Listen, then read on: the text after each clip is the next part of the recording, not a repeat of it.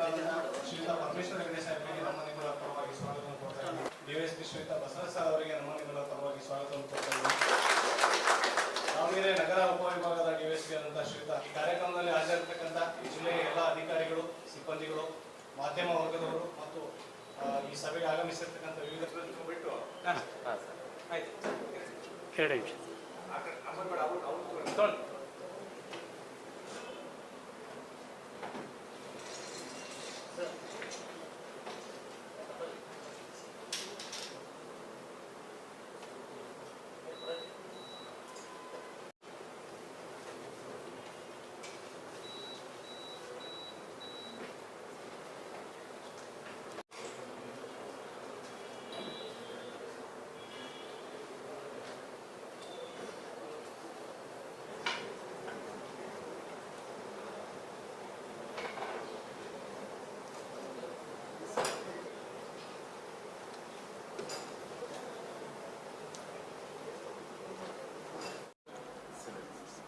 ದಾವಣಗೆರೆ ಜಿಲ್ಲೆಯ KTG ನಗರ police ಠಾಣೆಯ ವ್ಯಾಪ್ತಿಯಲ್ಲಿರ್ತಕ್ಕಂಥ ಒಂದು ಖಾಸಗಿ ಜಿಮ್ನಲ್ಲಿ ಏನು ಒಂದು ವಾರದ ಹಿಂದೆ ಲೈಂಗಿಕ ದೌರ್ಜನ್ಯದ ಬಗ್ಗೆ ಪ್ರಕರಣ ಭಾಳಷ್ಟು ಚರ್ಚೆಗೆ ಗ್ರಾಸವಾಗಿತ್ತು.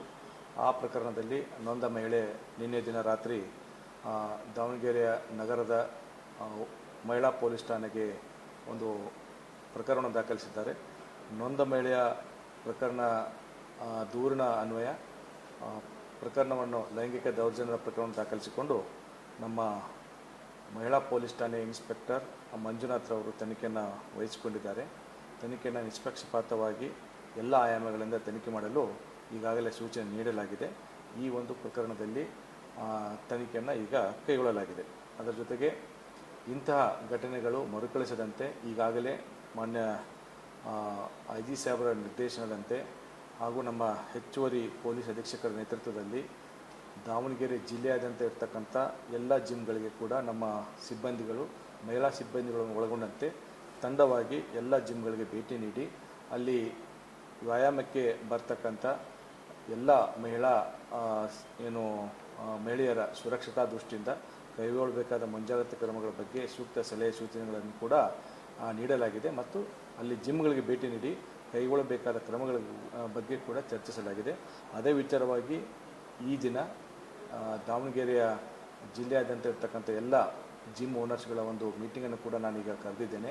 ಕರೆದುಬಿಟ್ಟು ಇಲಾಖೆಯ ವತಿಯಿಂದ ಹಲವು ವಿಷಯಗಳ ಬಗ್ಗೆ ಚರ್ಚಿಸಿ ಮತ್ತು ಮಹಿಳೆಯರ ಸುರಕ್ಷತಾ ದೃಷ್ಟಿಯಿಂದ ಜಿಮ್ಗಳಲ್ಲಿ ಕೈಗೊಳ್ಳಬೇಕಾದ ಕ್ರಮಗಳ ಬಗ್ಗೆ ಸಲಹೆ ಸೂಚನೆಗಳನ್ನು ನೀಡಲಾಗುವುದು.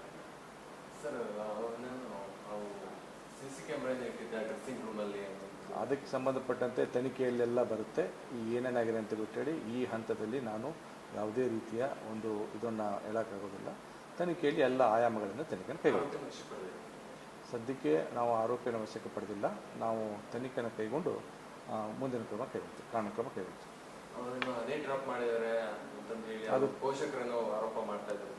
ಈ ಒಂದು ಪ್ರಕರಣದಲ್ಲಿ ಈಗ ನಾವು ಪ್ರಾಥಮಿಕವಾಗಿ ಪ್ರಕರಣ ದಾಖಲಿಸಿದ್ದೇವೆ. ತನಿಖೆ ನಂತರ ಎಲ್ಲ ಆಯಾಮಗಳನ್ನು ತನಿಖೆ ಮಾಡಿ ಏನಾಗಿದೆ ಅಂತ ಬಿಟ್ಟು ತಮ್ಮ ಮುಂದೆ ಹೇಳಲಾಗುತ್ತೆ.